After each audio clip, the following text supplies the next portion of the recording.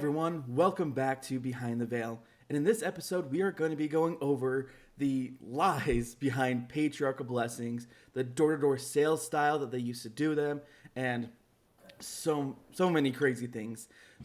But before we dive in, I wanted to remind you guys that we do have a donation link in the description. It's coffee at Behind the Veil. And any donations, no matter how big or small, we sincerely appreciate it. It makes this whole thing possible. So if you're feeling generous, click the top link in the description and you can help us out. But anyway, enough of begging for money. Let's go ahead and dive in. So, a lot of people may have not known, but in the early days of the church, there was a requirement to pay money for patriarchal blessings. Joseph Smith Sr. and Joseph Smith Jr. Had a history of fortune telling and honestly so much more, and we'll dive into that as we go through this episode. You might think that you know what a patriarchal blessing is, but hold on to your hats because this is going to be a wild ride into the history of these blessings, and some of these stories that we're going to go over you may have never heard before. So let's start with something a little bit more tame, and then we will unleash the wild history as we go through this episode. So let's start with a look at where the idea of patriarchal blessings may have been founded in scriptural basis. The LDS Church is notorious for taking Old Testament practices and intermixing them with Christianity and sprinkling in a little bit of their own theology, such as polygamy, endowments, making covenants for the dead, etc. Throw in a little bit of masonry, and bam, you've got Mormonism. So let's look at the Old Testament basis for these patriarchal blessings. We start off in Genesis 24, verses 26 through 29. And in these verses, we see that before a father passes away from old age, he gives his sons a blessing of their birthright and inheritance. As you can see here in verse 26, his father Isaac said unto him, "Come near now," and yada, yada, yada. And yeah, just goes through, and they're basically getting their inheritance. And then we've got Genesis chapter 41, verses 1 through 5. Ephraim and Manasseh are blessed by their aging grandfather. He places his hands upon Ephraim and Manasseh's head. He blesses Manasseh that he shall become a people and shall be great. But his younger brother shall be greater than he, and his seed shall become a multitude of nations. This is where LDS members are told that they can read about the wonderful blessings that God has given them. So, I want to strongly emphasize that LDS members believe that these ancient blessings given to Ephraim and Manasseh are literal posterity and are now specifically for LDS members only, nobody else. All this was a grandfather blessing his two sons that their posterity, or blessing these two grandsons and their posterity before he passed away. This has nothing to do with the LDS people who are completely unrelated in every possible way to Israel. And yet, they have usurped these blessings for themselves. So if we take a look at Jewish tradition, where the idea of these blessings originates, in the Hebrew Bible, we see that it looks nothing like LDS patriarchal blessings. In current Jewish culture, they bless their sons to be like Ephraim and Manasseh because these ancient blessings are directly part of their religious heritage. It's customary in many communities for parents to administer these blessings to their children on Friday nights before the Kiddush. How do you say that? Yeah, I apologize. Kiddush. Kiddush, Yeah. awesome. Yeah, you actually got a word right. The other one might be a little bit more difficult. I will let you finish out so I don't butcher all these words and feel very embarrassed later. Not that I know how to pronounce them either, but I know that the CH actually makes more of a k sound than a ch sound like in English. So anyway, there's other blessings that are done, and I don't even know if I want to try to pronounce that, but they reserve these special children's blessings for moments before the onset of Yom Kippur, the holiest day of the year. Many also preface this blessing with the priestly blessing. And the priestly blessing is, the Lord spoke to Moses, saying, speak to Aaron and his sons, saying, this is how you shall bless the children of Israel, saying to them, may the Lord bless you and watch over you. May the Lord cause his countenance to shine to you and favor you. May the Lord raise his countenance towards you and grant you peace. They shall bestow my name upon the children of Israel, so that I will bless them. So when you see this kind of part of the blessing, the priestly blessing, this sounds nothing like an LDS patriarchal blessing that's making predictions about your future, that type of a thing. This is just blessing people that the Lord will watch over them and that type of a thing. So one of the concerning aspects of LDS patriarchal blessings is that they take Jewish religious heritage and blessings that were given to the 12 tribes of Israel, and then they pronounce this upon the LDS members of the church. They take this tradition from the Hebrew Bible of blessing, the sons with inheritance and posterity and those types of things, and create an LDS calling, like church calling of patriarch, which literally means father. And he is the one that gives these blessings to LDS members instead of their actual father, as was done in the Hebrew Bible, which I just find an interesting kind of situation, that it's some strange guy you've never met in your life that is giving you this special father's blessing. So this is a gross perversion of the Hebrew Bible tradition. In these blessings, LDS members are also told which tribe of Israel they belong to. Most often, the tribes that they are told is that they are either a part of Ephraim or Manasseh the majority of the time. Many LDS members used to believe, and I was taught this, so I know millennials or people younger than me may not have been, but I was taught that this pronouncement of the tribe of Israel that I was a part of, we were taught that we were genetically part of that tribe. When that patriarch stated that, that was your heritage. That was, a part of, you were literally a part of that tribe. Now, obviously, they don't say that anymore because we can now prove through DNA that that's not true. So they can't claim it anymore. So today, because of DNA testing, the church has clarified that this is not the case. So the church says, and this is on the LDS.org website, when you receive your patriarchal blessing, the patriarch, through inspiration, will declare your tribal lineage.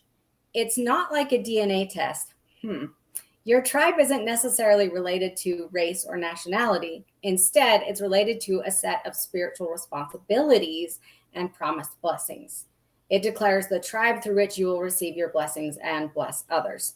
So obviously, they have had to change their tune on that a bit. The LDS people literally claim that they have a direct and unique claim to the blessings given to Israel's 12 sons from the Old Testament.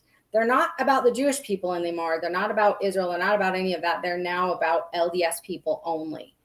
No one else on earth has claim to these blessings given to the 12 tribes of Israel. Not even Jewish people, of whom this is their ancient religious heritage. Any actual descendant or anything like that from these 12 tribes of Israel, they don't have a claim on these blessings.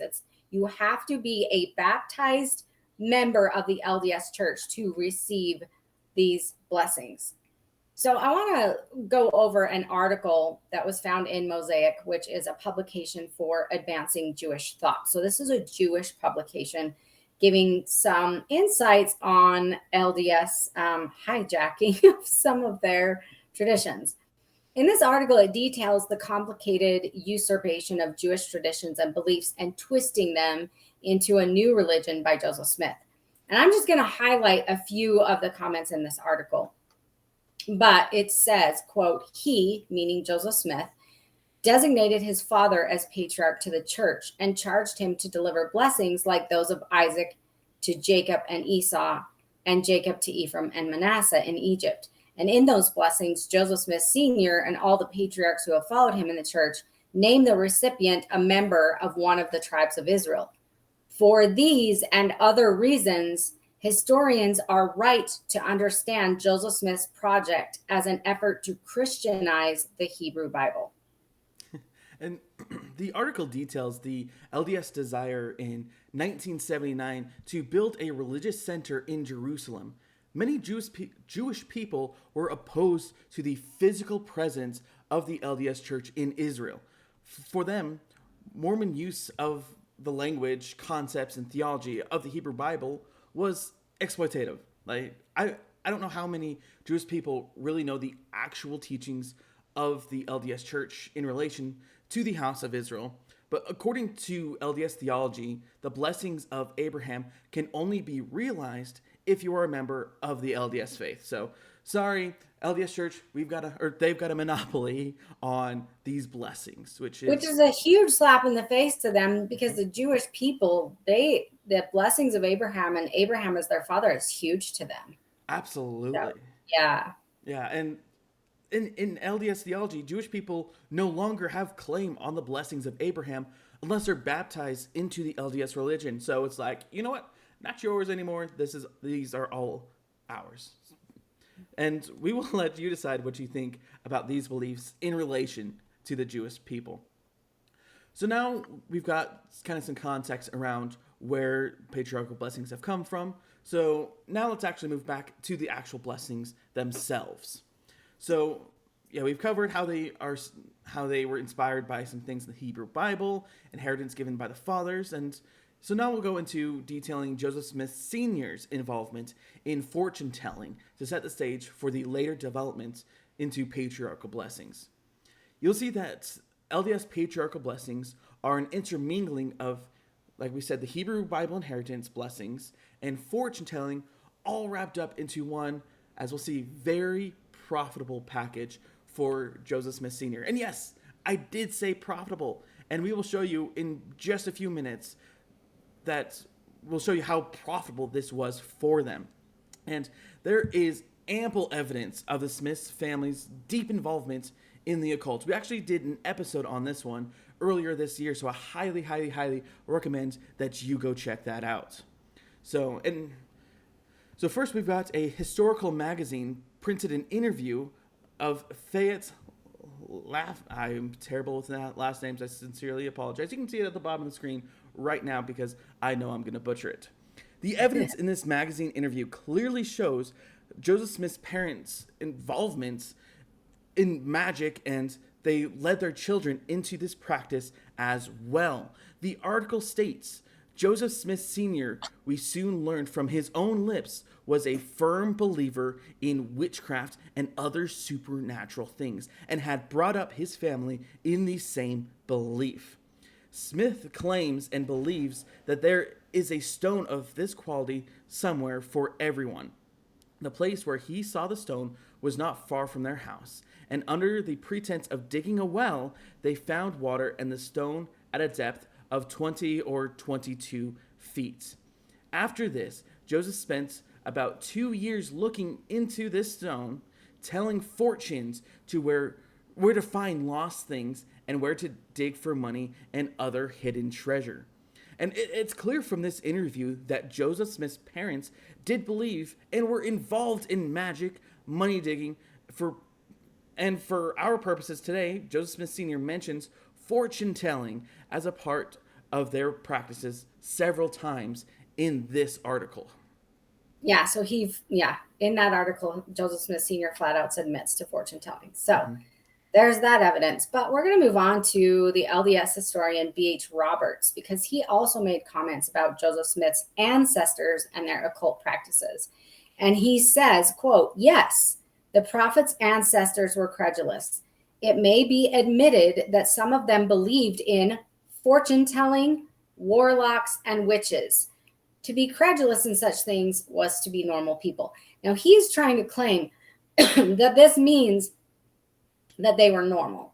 But as we've shown in other videos, the neighbors and a lot of people in their communities did not see this as valid and did not approve of this type of stuff. It was not highly thought of even in that time. So anyway, the LDS historian B.H. Roberts also specifically mentions fortune telling as part of the practices of Joseph Smith's parents and ancestors, just like the magazine article that we read previously. It was normal among the people in whom the Smiths associated with. But when you realize that money digging and fortune telling with stones was illegal at the time, then you start to realize that this was not considered normal as part of the entirety of society. So in a court case, sworn under oath, A.S. Austin also indicates the fortune telling activities of the Smiths. And it says, A.S. Austin was by me duly sworn and says that he had been acquainted with Smith, the prisoner, for several years. This is Joseph Smith Jr., by the way. That prisoner pretended to look in a certain glass or stone and said he could tell where stolen goods were and could discover mines of gold and silver underground, made some pretense at telling fortunes, but he, witness, Joseph Smith, never knew of prisoners finding anything by his pretended art. So as we detail the Smiths' fascination with the Hebrew Bible and the occult, including, as we've presented here, very specific references to fortune telling, it begins to set the stage for the early development of patriarchal blessings, because as you notice, LDS theology, they pull a lot from the Hebrew Bible. There's Masonry, there's some things from the occult, fortune telling. Very few members of the church are aware also that the church patriarchs, early church patriarchs, were originally paid for their services. This is one detail that really ties in the fortune telling aspect of these blessings, because fortune tellers get paid to tell you your fortune. In the Hebrew Bible, these blessings were given by the father to their sons. In fortune telling, you have to pay the fortune teller for their services. Paying for a father's blessing or a blessing from God is just simply sacrilegious. There's no other way to put that. Joseph Smith Sr., so here we get into the money that was made. Joseph Smith Sr. gave 403 patriarchal blessings from December 9th, 1834 to July 20th, 1840. And he charged between $1 and $2 per blessing. He started out at $1, they increased to $2, and sometimes if you were an orphan or something like that, they would only charge you $1. So it just kind of depended. It was between that amount. To give you an idea, $2 back then would be the equivalent of about $85 today.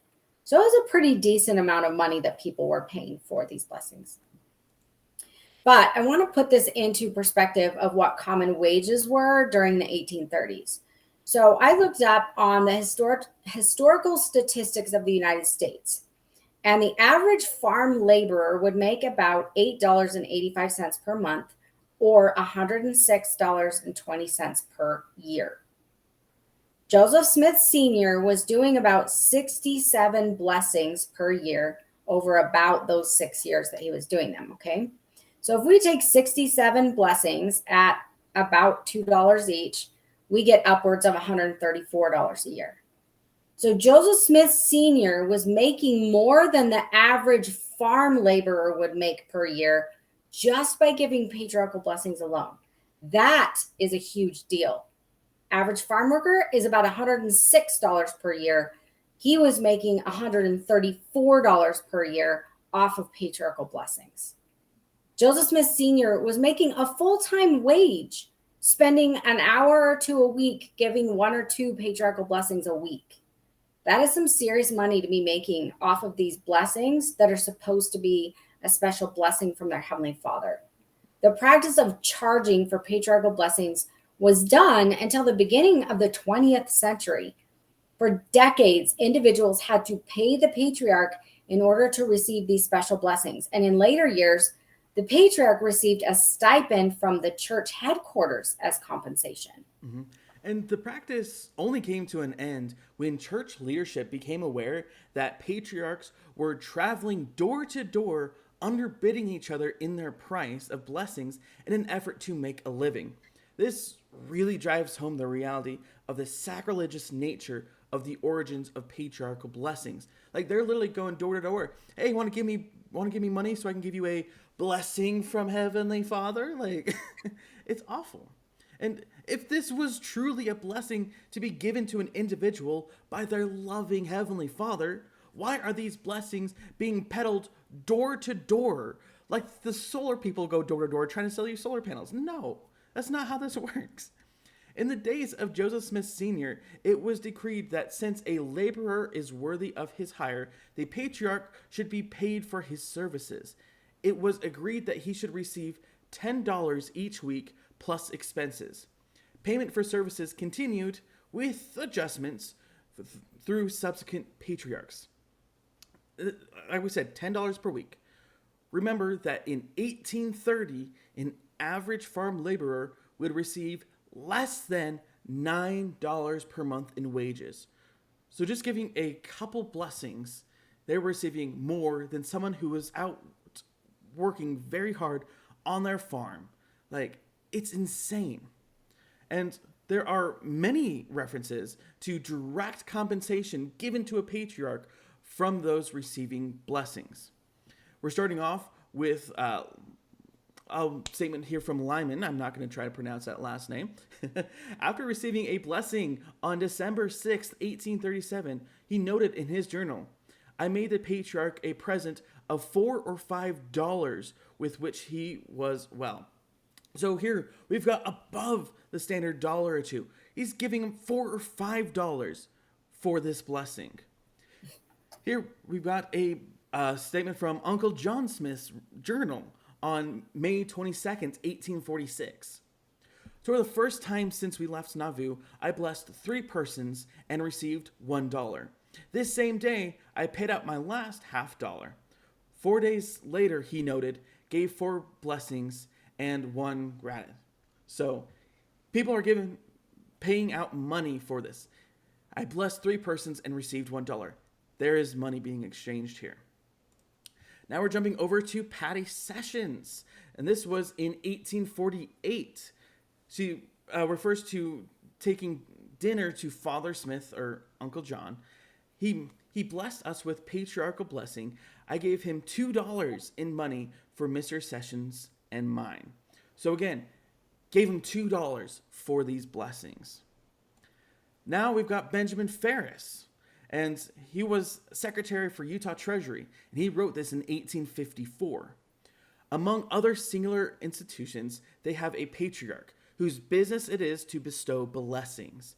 The blessing is given in writing to the applicant, who pays for the same $1.50. So he's paying $1.50 for this blessing, of which $1 belongs to the patriarch, and the balance is paid to the scribe for recording the documents. So the patriarch's getting the $1, and the scribe is getting the $50. Later, this practice began to reflect more general changes in the worldview of members of the church. The values of private enterprise instead of community service. They're like, you know what? If you want this wonderful blessing from Heavenly Father, give me your money first. Like, no. This should be, if this was real, it should be a service to the members of the church. But as we know, this is not real. And we will continue on showing that in these later slides. So now we've got kind of a statement from John Taylor, and this was on November 7th, 1877. And this is when he was in the quorum of the 12 apostles, and he wrote to a fellow apostle, George Q. Cannon. And the subject of the present condition of the patriarchs has lately been considered by us. It has appeared to several of the members of the quorum that they have noticed a spirit amongst some of the brethren ordained to this office, to degrade it to a mere means of obtaining a livelihood. And to obtain more business, they have been traveling from door to door and underbidding each other in the price of blessings. This we all considered an evil that should be remediated as soon as practicable. I can't words right now. I apologize. So we got here John Taylor saying, flat out admitting, like, our patriarchs are doing door-to-door sales to give these blessings so they can get money. And regardless of the concerns of John Taylor in 1877, the practice of patriarchs being compensated for the blessings they were giving was not officially discontinued until 1943. That's a long time for them to be making money off of this. So now that we've detailed the origins of these blessings and how many patriarchs made a living giving these blessings, we're going to move into one of the biggest issues with patriarchal blessings. Yeah, I love the door-to-door sales though. I just have to say, like seriously, we're gonna go door-to-door sales and like underbidding each other. Like, oh boy. So anyway, so when the promised blessings fail to materialize in quite obvious and profound ways, this happens a lot with patriarchal blessings. LDS members try to find a lot of excuses for why these things happen. So Yeah. we're going to look at Oliver Huntington. He received the promise that he would have, quote, power with God even to translate thyself to heaven and preach to the inhabitants of the moon or planets. Wait, there's people living on the moon since when? Don't you know Brigham Young told us that? If you want to know, check out the Journal of Discourses. Brigham Young's claims that people lived on the sun and the moon. So this is the thing, though. God clearly knows that there is no inhabitants of the moon for this man to preach to. So if this were coming from God, this would not have been said. But Brigham Young had taught that there were inhabitants on the moon. So this is actually coming from what this patriarch knows or has been taught. It's not coming from God, very clearly. So let's move on. D. Michael Quinn comments on this blessing in early Mormonism and the magic worldview and says, well, and Van Hale in Mormons and Moon Men also, same thing, points out that the renowned astronomer William Herschel in 1780 regarded the existence of life on the moon as a, quote, absolute certainty. So that just gives you another kind of insight into this, probably where Brigham Young got this idea from.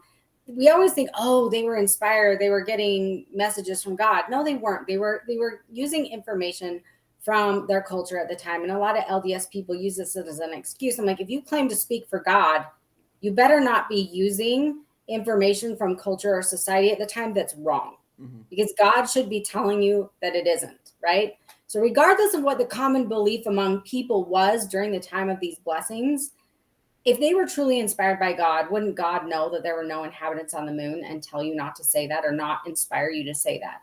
This is one of the more blatant false promises in a patriarchal blessing, where we can clearly prove beyond a shadow of a doubt that this did not come from God.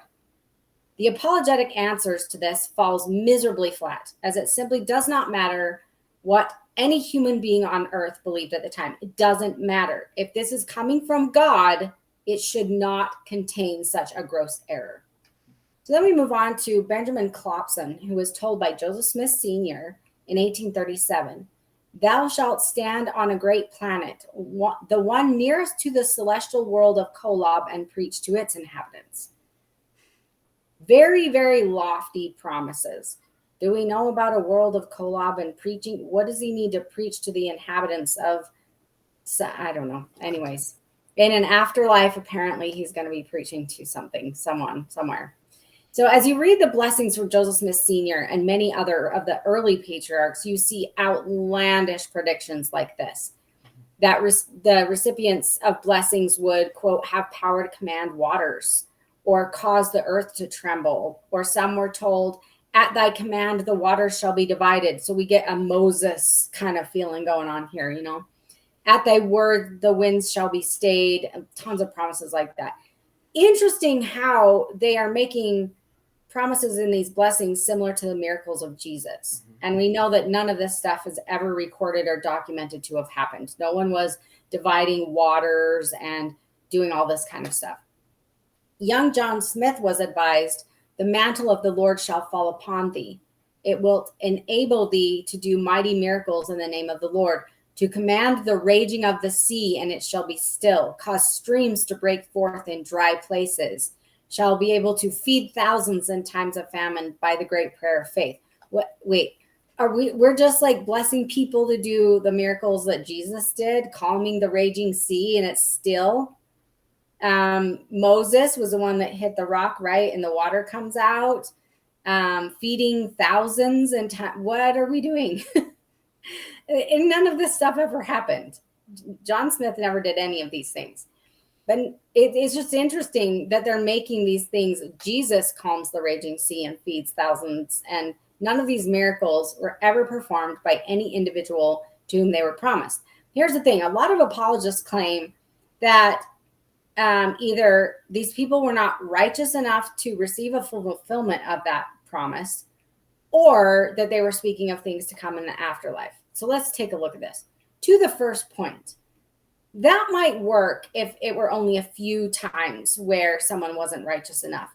But when you get dozens of people that are promised these lofty, lofty things, like ability to perform supernatural miracles, and literally none of them do, what's the point of God promising this stuff? Don't you think God knows you're not going to be righteous enough? Why are we even telling you this? You would think that God would know that none of these people are righteous enough to be given this promise and just not do it. And to the second point, do you really need to be promised to, quote, feed thousands or command waters to be divided in the afterlife? Isn't the afterlife perfect anyway? Like, LDS theology teaches you're going to be creating worlds and populating worlds. So, like, it makes no sense. There would be no point to being told that you could command waters to be divided in the afterlife. None of this makes any sense.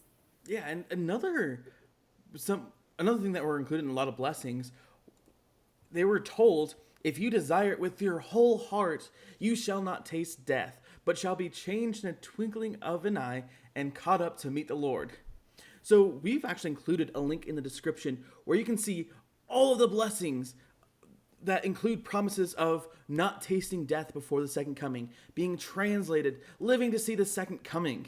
Clearly, these promises were never realized within the promised time frame, because all of these people were from the 1800s and are now, they've all deceased, and we have not had the second coming yet. So clearly, all of these did not come true. And like I said, check out the link in the description where you can see all of these. So here we've got Willard Richards, who was told by Joseph Smith Sr. on February 22nd, 1837, that, quote, God will cause the earth to tremble for thy good. The nations of the earth shall greatly fear thee, for thou shalt be a terror unto them, for their wicked deeds shall be made manifest to them through thy organ.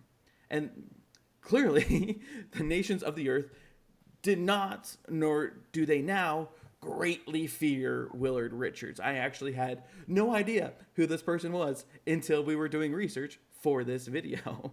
And he's certainly not a terror unto them, nor were the wicked deeds made manifest through him.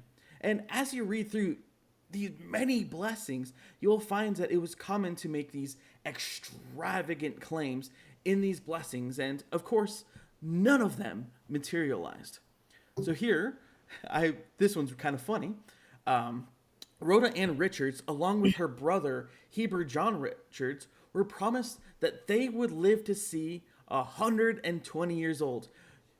That's really old. I don't know if I'd want to live quite that long, but they were promised they would live to be 120. But, whoops, that did not happen. Rhoda Ann Richards was born on September 15th, 1843, and passed away May 3rd, 1882. She was 38 years old. That little off the mark of living to 120. Then we got Heber John Richards, born on October 11th, 1840, and passed away May 12th, 1919. He was 78 years old. Once again, like almost over 40 years short of the blessing to live to 120. Like, if you combine their years together, we are still short of that 120-year mark, which is just insane. Like, I can't believe Joseph would bless someone with that, because he had to clearly know that this could not happen. But anyway, we got a list of several other failed blessings here. We're going to be starting out with William Roger Stowell. And it says, or this blessing happened on January 31st, 1844. And this blessing was given by Hiram Smith.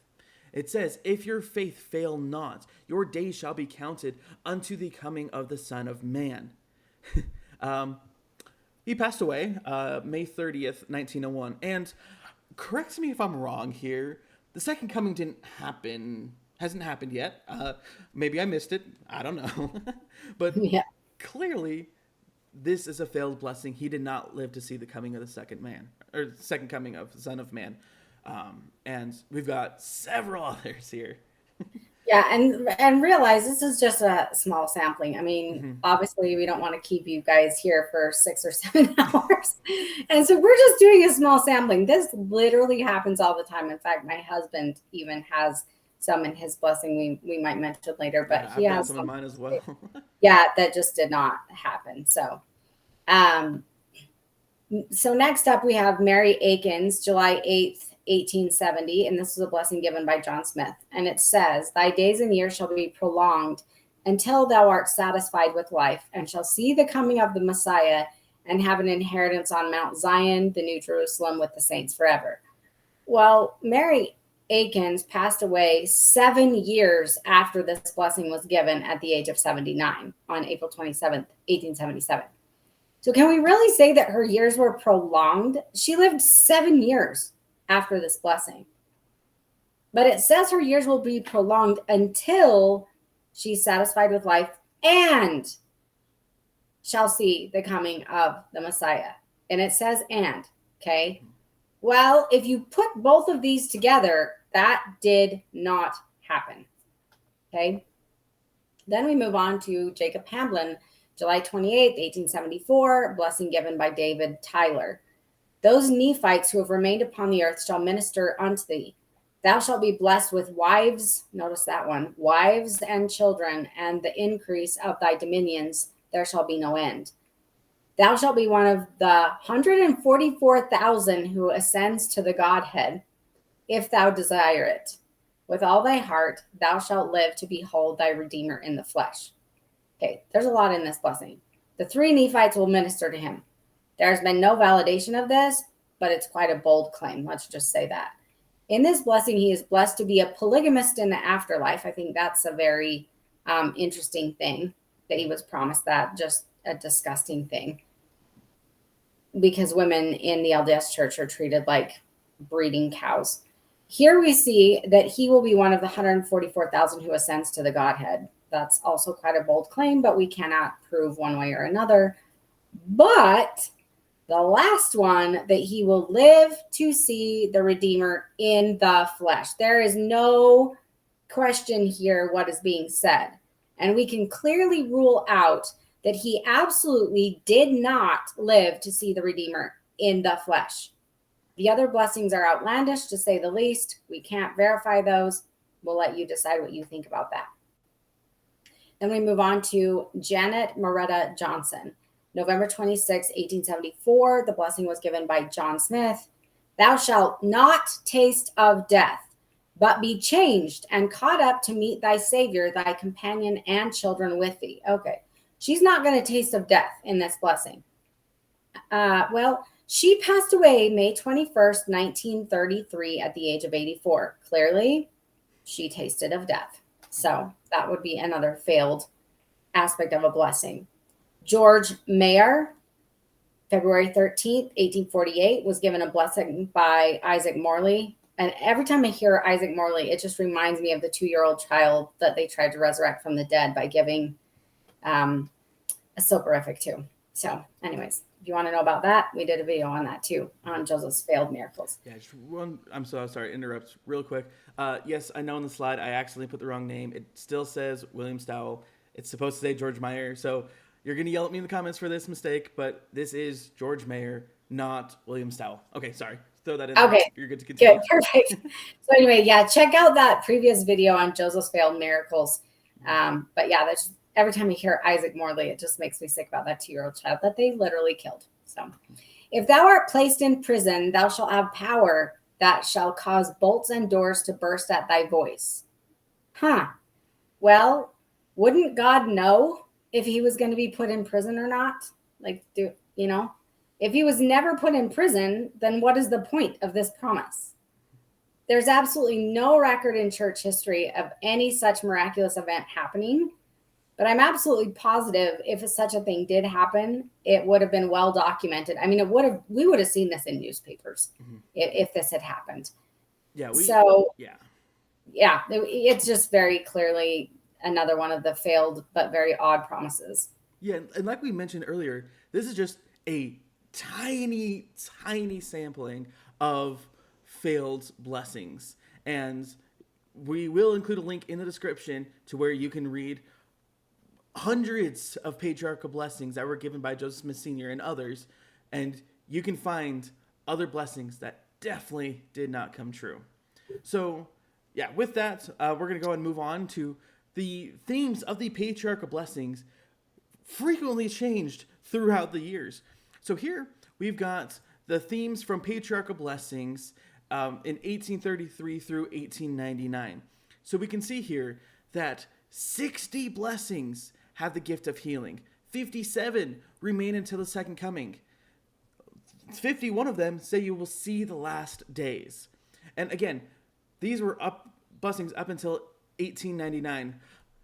I don't think anyone who got blessings in those years are still alive today to see the last days. But maybe that's... Yeah, I mean, if you think about it, we're 120 some odd years past when these blessings were. That's not, and they keep saying, "Oh, the last days could be forever." Well, seriously, that's not very last days. They keep saying, "Oh, we've been in the final seal or the last day since Joseph Smith's time." Like, no. These people were promised to see, remain until the second coming. We've also got 39 blessings to command the elements, 30 perform miracles, 29 of them be one of horns of Joseph. What does that even mean? We got 25 with that they will have visions. 18 of them have some sort of prophecy. 12 avenge the blood of prophets. That didn't happen. Definitely did not happen. 8 of them say they will raise the dead. Wow, that is such a bold claim. And then, didn't happen. Exactly. And then 6 of them said not taste of death. So basically, you're never going to die. Lucky you. No. Every single one of these people who had not taste death in their blessing sadly did taste of death, and they are now passed away. So clearly, these are wrong. And as you see these common themes in the patriarchal blessings that we've studied, it becomes obvious that many of these things did not come to pass. None of these individuals remained until the second coming. None of these individuals did not taste of death. They did not raise the dead, nor did they avenge the blood of prophets. And this reminds me, once again, in our previous episode, which is such a tragic story, and I highly recommend you go check out our previous episode. They did not raise the dead. They tried. The 2-year-old girl, where Joseph tried to raise her from the dead, but then made the excuse that the people in the audience weren't righteous enough for him to be able to do that. So, to hear that full story, check out our previous video. So, anyway, jumping back to patriarchal blessings, as the failures of these miraculous blessings began to become obvious, the contents of patriarchal blessings became more commonplace and harder to disprove. So, now here are blessings from 1900 to 1979. So here we've got only 9 of them have the gift of healing. We've got only 4 will remain until the second coming. In the last one, there were 57 of them. Here, far less. Then we've got only 2 will see the last days. 2 containing prophecies, 2 about having visions. Only 1 of them said that they will be able to command the elements. 1 of them, we got be the horns of Joseph, which, if you guys know what that means, please let me know down in the comments, because I am very confused about what that even means. And then there were 0 blessings that were about performing miracles, 0 about tasting death, no raising of the dead, and no avenging the blood of prophets. They kind of got in trouble for that one, because that was a covenant you had to make in the temple. Mm-hmm. And it was treasonous, because they were saying they were going to avenge the blood of the prophets on the U.S. government. So that's probably another reason that they stopped doing that. Exactly. And yeah, as we move into the 20th century, you will notice that there is a significant decrease in the crazy miraculous claims with patriarchal blessings. And here we got a very limited number of promises of people living into the second coming. And maybe in some of these later years, people may still be alive, and who knows, the second coming could be in 5 minutes. But no, in 1900, I'm sorry, no one from 1900 is still alive today, as far as I know. But I don't think someone's living till 124. Yeah. But yeah, these pronouncements are extremely difficult to explain away, and if they did not happen during the recipient's lifetime, and therefore the church moved away from making such bold claims in these blessings because, whoops, they promised something and it didn't come true, and it's very easily proven. Yeah, so they were a lot more specific Mm-hmm. in those blessings earlier on, where they're saying you're going to live to 120. You're not going to taste of death. You're going to divide waters. You're going to raise the dead. All of these things, they're easily disprovable. And so what starts to happen is the church starts coming out with handbooks, guidelines, and we're going to talk about this a little bit later on to stop this from happening. And the funny thing is, though, why do you need guidelines? Do you need to give God guidelines of what God is going to bless you with? No, I think God would do just fine. They know what's going on, right?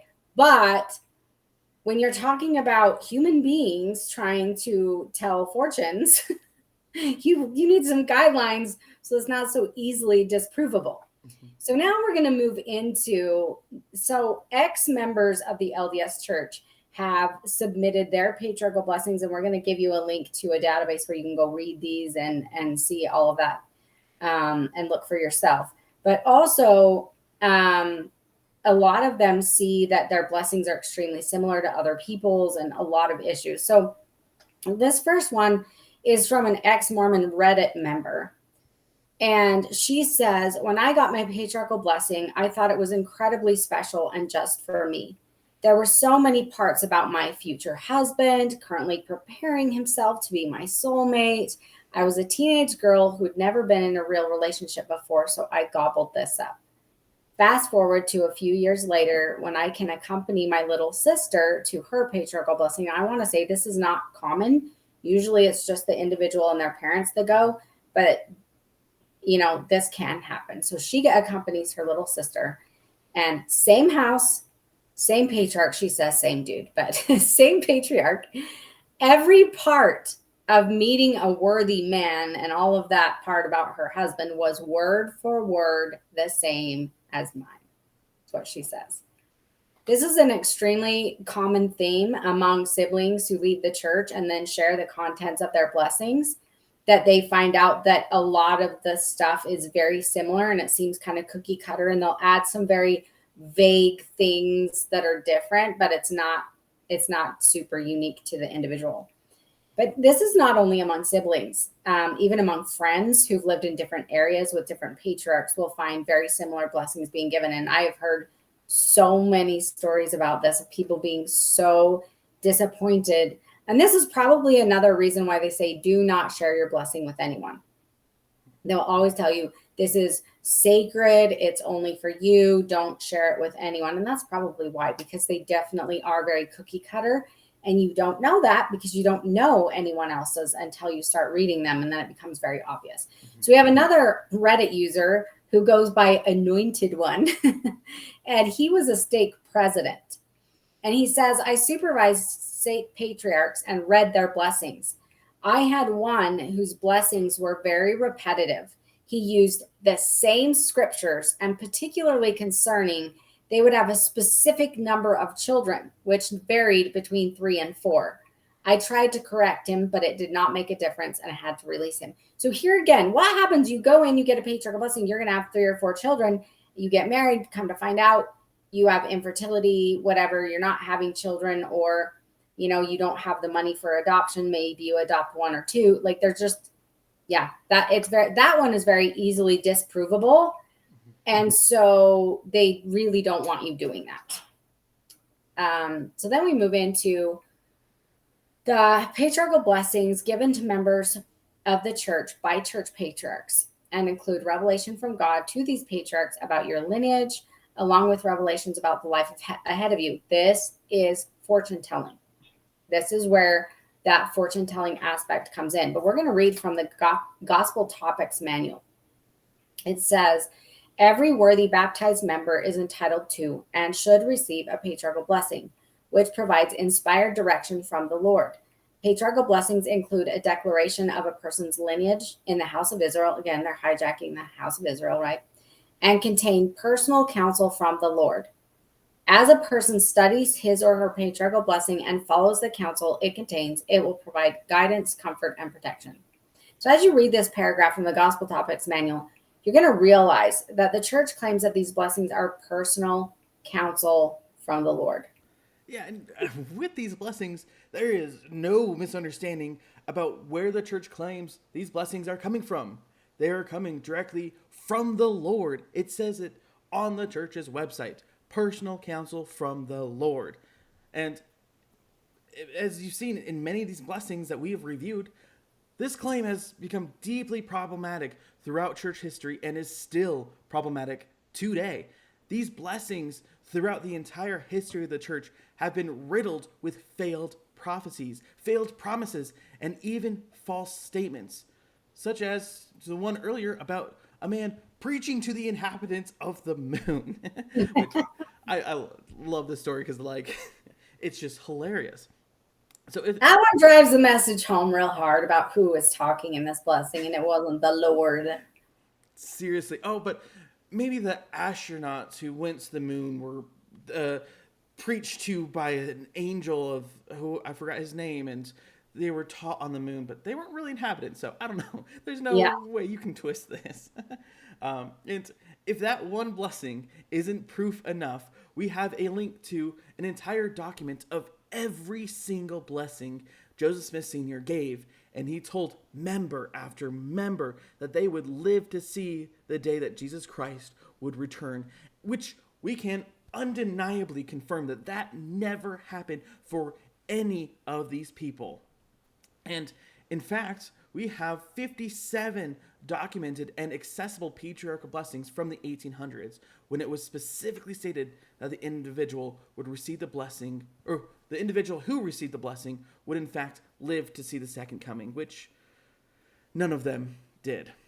And a few examples of patriarchal blessings to key early members and two prophets that made such promises. We've got Edward Partridge, and this was on April 4th, 1835. It says, "The Lord will preserve thy life till a good old age, and thou shalt also live to see the heavens opened, for thou hast desired this thing, and shall see the Son of Man in the flesh." So he did not live to a good old age. He lived to 46 years old. And he did not live to see the heavens open and the Son of Man in the flesh. That's easily disprovable. Then we got Lorenzo Snow, December 15th, 1836. "Thou shalt have power to stand in the flesh and see Jesus come in the clouds." About that one, he died October 10th, 1901 at the age of 87. So, no, he did not stand in the flesh and see Jesus come in the clouds. That's wrong. We've got Wilford Woodruff, April 13th, 1837. Thou shalt stand in the flesh and see the winding up scene of this generation. No, sorry on that one too. He died on September 2nd, 1898 at the age of 91. And this one is a little strange. Like, what does winding up scene of this generation mean? Does it mean, like, I don't know. Anyway, but either way, that clearly didn't happen, and none of these promises ever happened for any of these men. In response to these easily falsifiable content of early patriarchal blessings in the church, the church has since created handbooks for patriarchs and watered down the content of these blessings, so it's not so easily falsifiable. Like, they're like, oh shoot, we have hundreds of blessings that did not come true. Let's not do that anymore. So we quit lying to these people, but they're still lying. If these are truly blessings coming directly from the Lord through the patriarch, why do we even need a handbook? Just let the Lord speak, because clearly the Lord isn't going to make mistakes. Or maybe, crazy thought here, these blessings aren't coming from the Lord at all. They are made up by these patriarchs. But that's just me. I don't know. Yeah. I don't know. I've seen enough through the years that make me deeply question the fact that they claim these come from the Lord. But so they even had a direction that was given in the 2016 Patriarch's Handbook that told the patriarchs to avoid making such promises. And it says, quote, he should avoid sensational or extravagant promises. For example, he should not make references to the timing of the second coming. Yeah, we've had so many mistakes with that one. We're going to use that as an example. Do not tell this person they're going to live to see the second coming. We've already had too many failed ones of that. But if a patriarch is receiving direct communication from the Lord for this recipient, why does the church feel the need to dictate how the patriarchs filter this personal counsel from God? Many individuals who have left the church, like we said, made their blessings public. And curious patterns started to emerge as they were evaluated, showing that these blessings resemble more of a boilerplate blessing that directs your life according to the church's teachings and standards. And I can tell you, I can attest to that. I know my husband's, they always say if you're a male, they're going to promise you that you're going to go on a mission. And you know, those that don't end up going on a mission, they'll say, oh, well, you weren't righteous enough or you chose not to and you didn't get that blessing. But they will always say that for the men. For the women that are receiving blessings, they're always telling them that you're going to become a wife and you're going to become a mom and you're going to have the blessings of motherhood and all this. But I want to break down the common themes that we find in every single patriarchal blessing. I pulled 2 completely random blessings from the Fuller Archive, and I will provide a link to that for you so that you can go and look at the blessings and kind of see for yourself. But I pulled one for a female and one for a male, so you can see how vague the blessings are today. Clearly, we don't have time to go over a bunch of different blessings to give you, you know, a broader look for time reasons. But if you want to, you can go to that archive and you can see for yourself. Let's break down a patriarchal blessing from February 14th, 1989. This was somewhere around the time that I received mine. And this is for a female. So I'm not going to read the entire blessing for the sake of time. I'm just going to detail the warnings and blessings so that she was given so that you can kind of see how vague it all is. The rest of it is just kind of fluffy nonsense. It's not important. So she was told that she's from the lineage of Ephraim, which is the most common. Mm-hmm. Choice blessings will come through your lineage of Ephraim. Whatever. She was born in a choice generation, goodly parents, told to follow the teachings of her parents. If she follows the teachings of her parents, she will avoid pitfalls in life, whatever that means. The Lord will bless you if you're obedient. Bless you with what? Very vague. The Lord will give you special experiences for your good. I received something similar to that. Mine was a little bit stronger, but I was like, oh, more, you know, a lot of people receive that. Continue to gain knowledge and education. I was told that in mine as well. Rejoice in good books. You'll have success in your efforts for righteousness. Again, very vague. Talents of patience, cheerfulness, consideration of others. Told to cultivate her talents. You will bear your testimony freely. The Lord will touch their hearts as to the truthfulness of your testimony. Many friends and associates will be grateful for your influence for good. Like, how would you even verify any of this? You will impart knowledge to others. Okay. Anyway, so you will be a power for good among other young women. You will be happy in your associations with other young women. The Lord will assist you in accomplishing the desires of your heart. Seek blessings of the Lord in prayer, faith, and humility. Live in accordance to the gospel. Keep the word of wisdom. What? Really? They're literally telling her to live all of the gospel things and then promising her with, like, you know, oh, you will influence others for good. It's so vague. Keep the commandments to the best of your ability and you'll be blessed. You'll receive blessings in the house of the Lord. You will receive the blessing of motherhood. They say that to all the girls pretty much. Teach your posterity the gospel, which is, you know, if you think of the proclamation to the world, that's she's supposed to teach her children, right?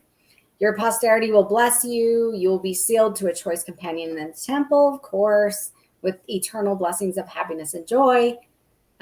Says that she's born in a choice generation again. You are responsible for bringing the blessings to many and gathering together the records of many. So they're telling her to do family history is what this is. You will be assisted in your family history work.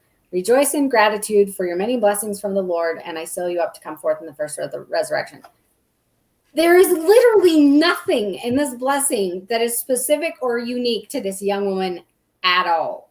In fact, as I read this blessing, I notice eerily similar things to my own. And this woman does not in the same area as me, any of that. Most of these same, most women will be given some of these same blessings: the blessing of motherhood, the blessing of being married in the temple. I was told to gain knowledge, to get an education, blessings of motherhood, teach my children the gospel, noble companion in the temple. I was told all that stuff too. This blessing is literally like a template standard of which most young women will receive most of this, with a little variation depending on the patriarch. It's also extremely common for young people to be warned sternly in these blessings about immorality, temptations to be immoral. Avoid these temptations, and if you don't, blessings will be taken from you and you will not see the blessings. They're really, really strong on that. This young woman didn't receive that, but it is very, very common for teenagers to be sternly warned about maintaining the church's morality standards. Mm-hmm. Exactly. And so now let's look at the blessing. It's around the same time, but this time it's for a young man. And this one was given on January 15th, 1991. So this one, we've got Heavenly Father and Jesus are mindful of you and love you. Hopefully Jesus and God would love everybody, you know. So again, we got very vague here. You raised your hand in acceptance of the great plan presented by God in the spirit world. Your lineage. Again, you can't verify that. So Exactly. Yeah, like, oh my goodness. It drives me crazy. And then we got lineage is Ephraim. Again, that's like almost everybody. I'm also from the lineage of Ephraim, supposedly. yeah. You are entitled to the blessings of Abraham, Isaac, and Jacob, which again is in every blessing, either entitled to the blessings of Ephraim or whatever your lineage is, or it will say from Abraham, Isaac, and Jacob. And then the Lord needs your help in this world. You are blessed to be born in an LDS home, which, I mean, I'm sure the patriarch knew that before. And then you'll be called to fill a mission for the church. Which, surprise, shocked. Yeah, so like you said, the women, you're going to have a family and children. Men, you're going to go serve a mission. Mine said I was going to go serve a mission. I didn't. Oh, but you weren't righteous. Then why did my patriarchal blessing said I would serve? But either way, you'll be blessed with the gift of speech. Okay. You'll also be teach by the Spirit. I'm guessing that's supposed to be taught by the Spirit. You are blessed with many gifts.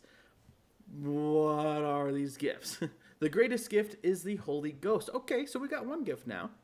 Which everybody has, so. Exactly, because that's in LDS theology, that's what you get when you're baptized. You get baptized, and then you get confirmed with the Spirit or the presence of, I forget what it was. It's been too long. The Holy Ghost, yeah. Thank you, yeah. And then listen to the still small voice, and you will be protected from harm. Be patient and prayerful in making decisions, which all members of the church are taught to do. Yep. When the time comes to choose a mate, fast and pray. Okay, so again, similar things to the one before. The Lord will lead you to a fine, worthy girl, which again isn't a lot of these. Be sealed in the temple for time and all eternity. You'll be blessed with children.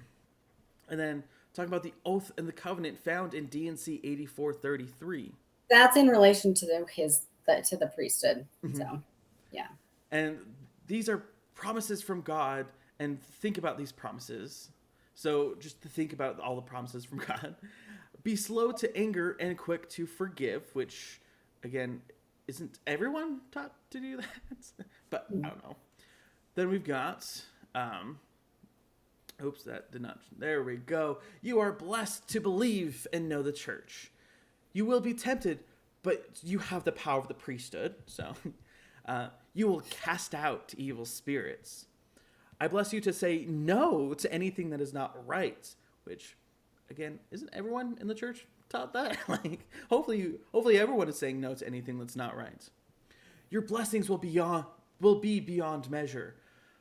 Okay, what are those blessings? You'll have callings in your ward and stake. Like every other member. Seriously, none of these are specific to the person. No. Your leaders will see your wisdom and ability. You will be called to leadership. That can Tithing mean a will lot be, of things. yeah, tithing will be important to you. So giving the church your money, that's important, you know. um, you will help the poor and needy, which again, I hope everybody does that. When you bless the sick, the Lord will bless you with the healing power of the priesthood, and it will be a comfort to many.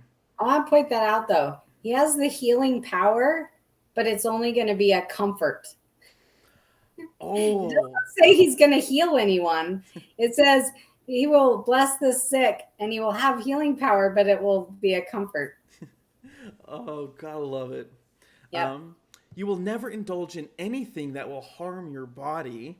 So, oh, shoot, no coffee. Dang it. Apparently, that's harmful, at least in the eyes of the church. Oh, set a good example.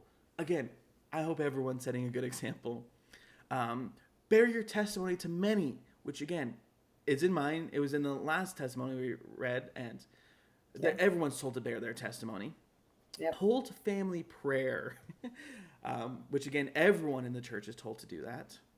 You will be called on a mission to a place where there are many waiting to hear the truth. So again, we've got serving a mission for the second time. Oh, but where there's many people waiting to hear the truth.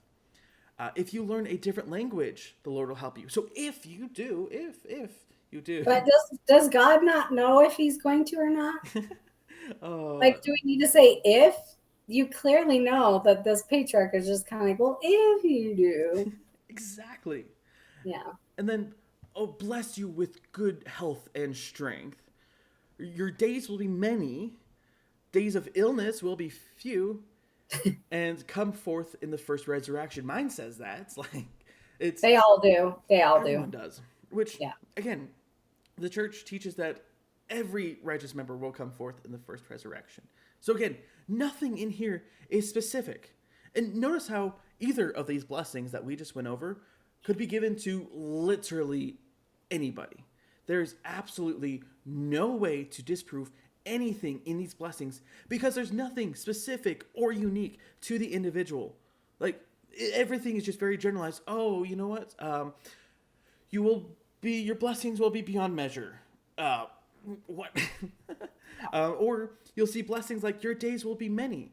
That can be interpreted in a lot of or in a lot of ways. Sorry, these are very standard, common blessings that you'll notice that everything that was said here is like a copy and paste of what LDS life should look like, what they are taught, how they are taught to live. Yeah.